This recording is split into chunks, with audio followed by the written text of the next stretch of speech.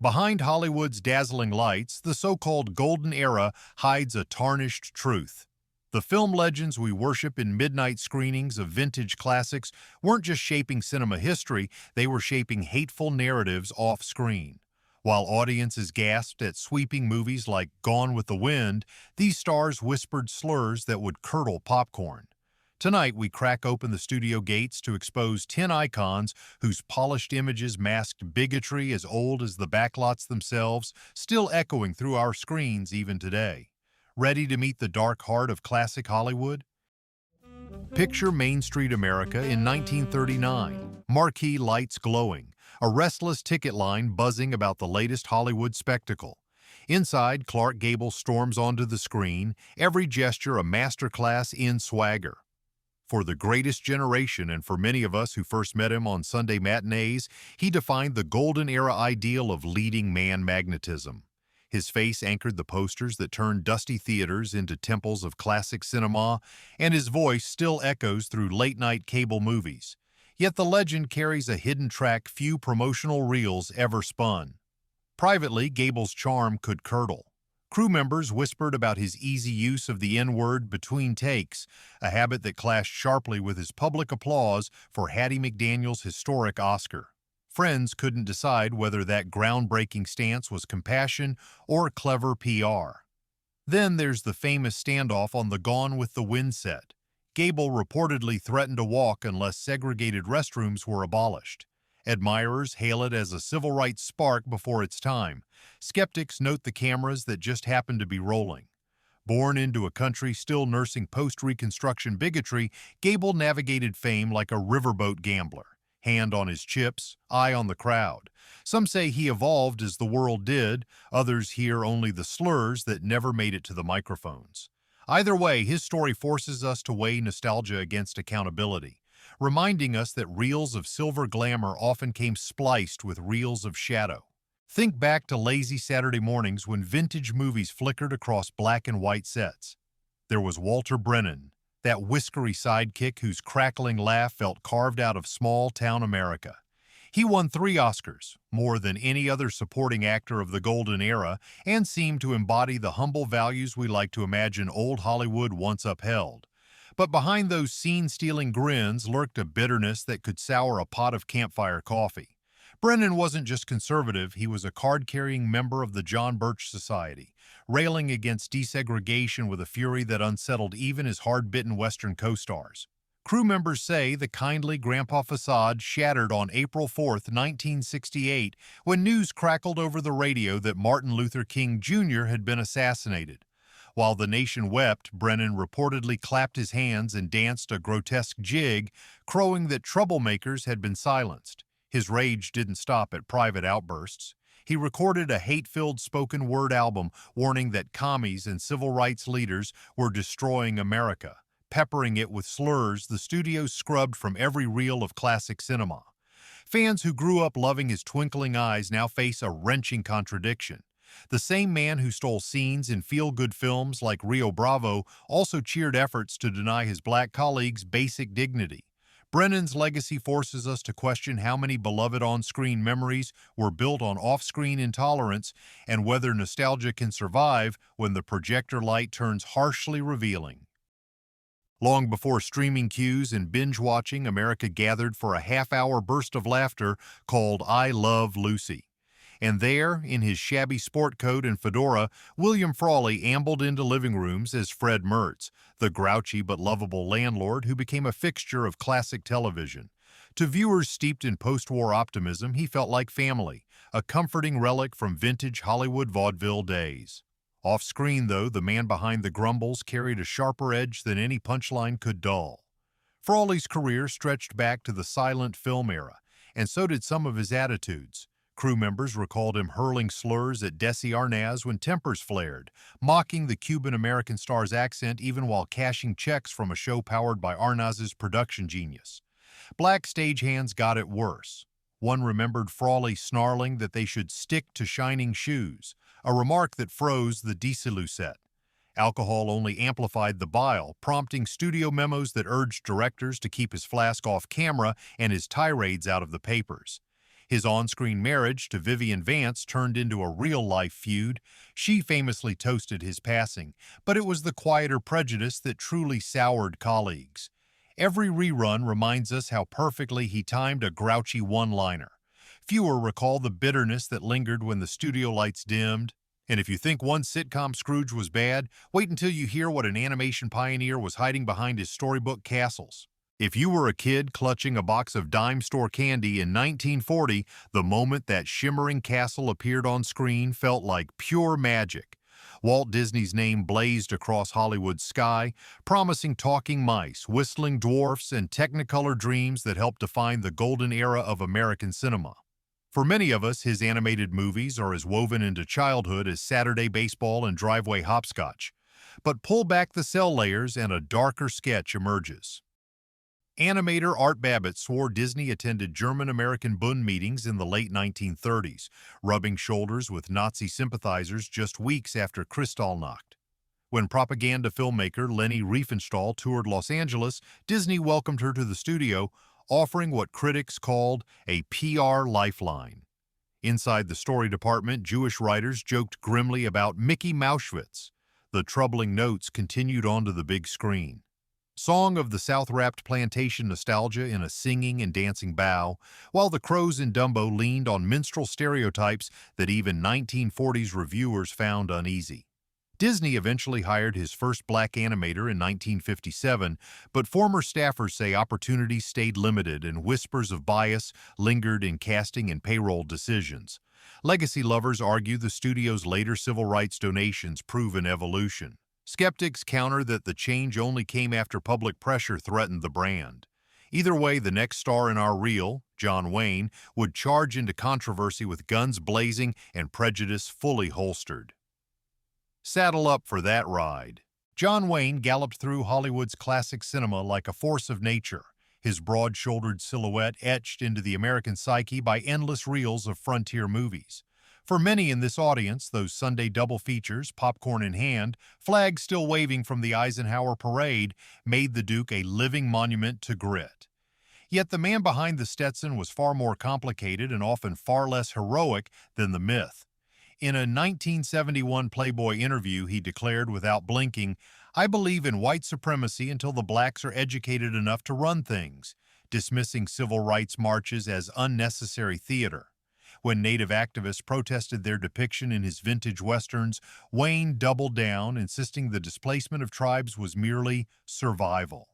He lobbied against casting non-white leads, and studio memos reveal he balked at scripts that framed racial justice as anything but un-American. The aftershocks still rumble. Attempts to rename John Wayne Airport in Orange County spark fierce town hall debates, and streaming services attach content warnings to once beloved westerns. Admirers defend him as a product of his time. Critics note that contemporaries managed better. One thing's certain. The Duke's drawl, once a comforting echo of simpler days, now surfaces alongside questions about whose stories were trampled under those spurred boots. Next up, we swap the dusty plains for suburban calm, only to find James Stewart in a very different kind of moral ambush. James Stewart's aw shucks grin helps sell the very idea of classic Hollywood decency. From Mr. Smith Goes to Washington to every Christmas rerun of It's a Wonderful Life. For many who grew up when neighborhood theaters were cathedrals of golden-era cinema, his loping drawl felt like the nation's moral compass. Yet peel back the feel-good glow and a more troubling reel spools out. While filming The Man Who Shot Liberty Valance, Black co-star Woody Strode recalled Stewart spitting out slurs between takes and lobbying to minimize Strode's screen time. A decade later, on the short live sitcom The Jimmy Stewart Show, he reportedly blocked a contract offer to a black actress, grumbling that audiences weren't ready for integrated casting. Offset, the beloved star kept a direct line to J. Edgar Hoover, feeding the FBI tips on supposed subversives in the entertainment guilds. Friends said his anti-communist fervor cooled lifelong bonds. Henry Fonda quit discussing politics with him altogether. Studio memos reveal Stewart quietly supported the John Birch Society, though he stopped short of public membership to protect his bankable image. As racial tensions exploded on main streets nationwide, his public statements favored law and order over protest, echoing talking points later embraced by hard-right commentators. For fans who still catch his vintage movies on cable, the revelation stings. The folksy sheriff of celluloid also patrolled ideological borders off-screen. And if Stewart's contradictions jar you, wait until the little tramp himself shuffles in. Charlie Chaplin's story wobbles on an even thinner tightrope between admiration and accusation. Charlie Chaplin danced into classic Hollywood cinema like a mischievous gust, turning silent reels into universal laughter. For audiences who first met him at Nickelodeon's or later on black and white TV, his tramp felt timeless, a lovable rogue who could expose society's pretensions with a tilt of the bowler. Yet behind those deft pantomimes, co-workers heard darker notes. Actress Virginia Cherrill recalled Chaplin grumbling that black extras spoiled the frame, and a 1925 Crew diary quotes him joking that jazz clubs were better left to the coloreds. Such remarks jar against the humanitarian image he projected in films like The Great Dictator, which skewered fascism while others cowered. Chaplin's contradictions didn't stop at race. In 1940s FBI memos, agents whispered about his political loyalties, branding him a premature anti-fascist and probing alleged communist ties. He denied party membership, but critics claimed his philanthropy favored left-leaning causes, fueling headlines that played to Cold War fears. The irony: off-screen angst only amplified his on-screen genius. Audiences flocked to his vintage movies to escape the very turbulence swirling around his personal life. Multiple paternity suits and a scandalous marriage to 16-year-old Una O'Neill supplied tabloids with fresh ink, while moral crusaders fought to revoke his visa. Eventually, Chaplin settled in Switzerland, watching the country that crowned him a film pioneer now debate whether to ban him outright. Still, his story isn't the lone riddle in our reel. Up next, an iron-willed New England icon, Katharine Hepburn, faces her own wartime shadow. Katharine Hepburn strode across Hollywood screens with the swagger of a New England clipper ship, turning screwball comedies and wartime dramas into pillars of classic cinema. Many of us first saw her in neighborhood theaters thick with pipe smoke, marveling at a woman who sparred with Cary Grant as sharply as any man. Yet beneath that liberated veneer lay a prejudice sparked by December 7, 1941.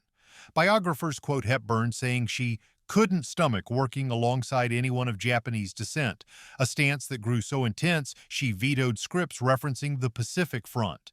Studio bosses, eager to keep their box office queen untarnished, quietly reassigned Asian-themed films or recast roles with white actors in yellowface, an erasure that rippled through wartime movies audiences now remember as patriotic staples. As the decades rolled on, the actress who once railed against Japs began donating to civil rights causes and publicly praising Martin Luther King Jr. Admirers frame this as evidence of growth. Skeptics suspect savvy reputation management as the cultural winds shifted. Either way, when she clasped her record-setting fourth Oscar in 1982, the Academy's standing ovation drowned out any lingering questions about earlier intolerance. Hepburn's tangled legacy reminds us that even the fiercest pioneers of the golden era could harbor shadows that don't fit neat silver screen narratives. And if her contradictions unsettle you, brace for our next revelation. Vivien Leigh, the Belle of Terror herself, carried antebellum attitudes that may prove even harder to forgive. Vivien Leigh swept onto the Hollywood landscape like a magnolia-scented storm, her Scarlett O'Hara forever stitched into the tapestry of classic cinema. For many in this audience, the first widescreen Technicolor glimpse of that green curtain dress felt like the very heartbeat of the golden era. Yet biographer Ann Edwards writes that away from the Klieg lights, Leigh used racial slurs with a flippant ease that jarred studio secretaries.